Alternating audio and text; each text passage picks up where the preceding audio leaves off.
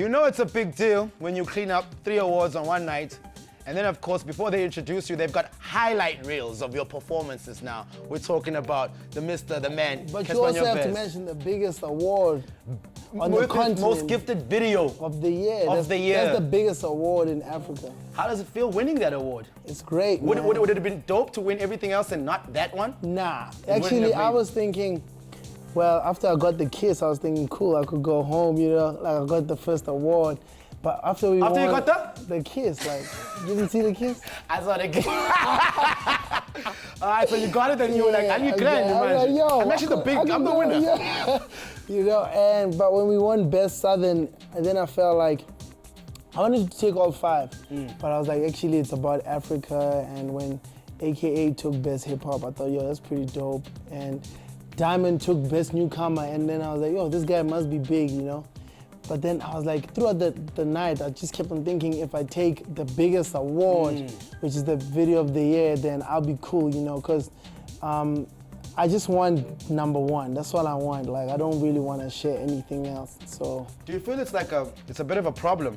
You being so vocal about wanting #1 and everyone else wanting you to stay in your place about saying it. No, nobody has a problem with you when you want #1, but you're in a threat.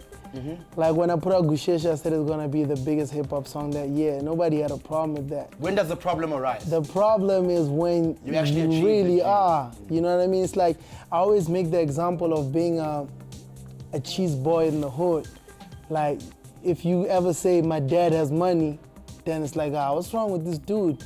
But then your dad really has money, you know what I mean? So, but if a broke kid says it, it's like they laugh, like, come on, man, we know. So, I think people have a problem with me right now because I'm really #1, and for the fact that I'm claiming it is a problem, you know?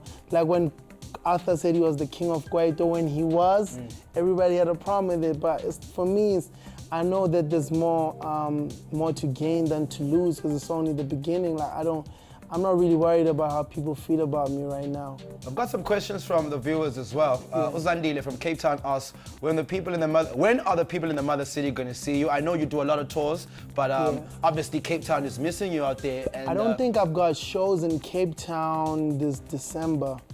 I don't know, because we're like trying to maximize the paper, so we took shows that are very close to each other. So I'm doing like 5 shows a day. And Cape Town would mean you have to fly out there and spend the day You lose about there. 6 hours of your day. Yeah, you lose about 6 checks, you know? So yeah, I'm trying to maximize December, because last December I made a lot of money and I blew it because I was stupid. So I'm trying to like make more money this year. Is there pressure right now from what you've achieved? And obviously next year everybody's going to be coming out the woodworks. Everyone's going to want to have a dope project. Like for you, do you feel pressure on how are you going to come out next year and what are you going to keep people? You don't feel any pressure? Not at all.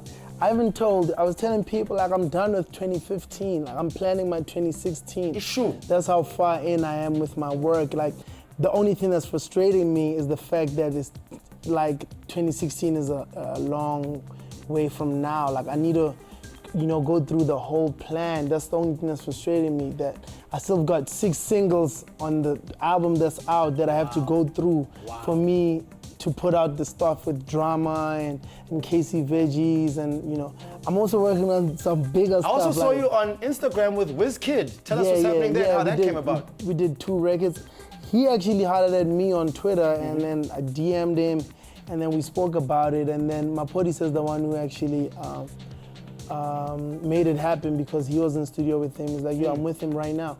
Then he called me, and then I came down. I was in Durban, I think, when he called. I flew down, and we got into studio, and we started building, and he played me records with like Chris Brown. This dude, he's also in 2016, you know what I mean? So, and I think we vibe like that. He really liked my vibe, and the way he respected me, even though I'm like probably like 20% of what he's doing, he respected me as a fellow artist. He's like, you know, I like the fact that you hollered at me as a person and not my management, and that's why I'm out here working with you. He just denied working with Jay and Aiko because they hollered at his management. He's like, no, I like to work with people. Sure. I'm not, you know, I'm not a business, I'm a human being. So, yo, we vibe like that. He was playing me his 3rd album.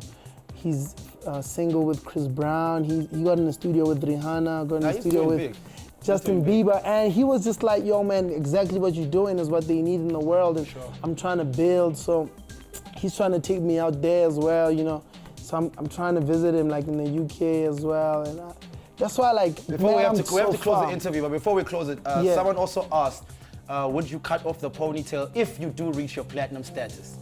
No, I'm going platinum in February, man. Like, sure.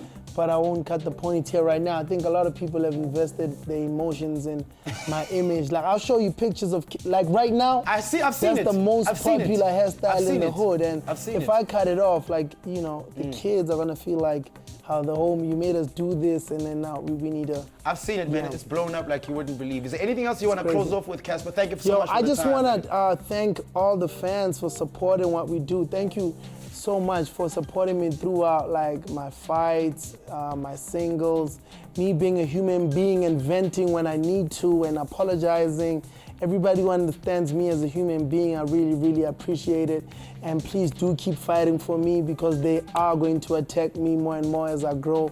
I appreciate you guys so much. And thank you to people like Scoop who are out there, you know, also fighting for the voices that are trying to spit the truth. Shout out to everybody who's supporting, even the ex, Ricky Rig. You know, that's not an acceptance speech, right? We already gave you. No, like I'm just saying, like, yeah, it's the end of the year, and I just wanted to say shout out to everybody who helped us, you know, come this far. Thank you so much.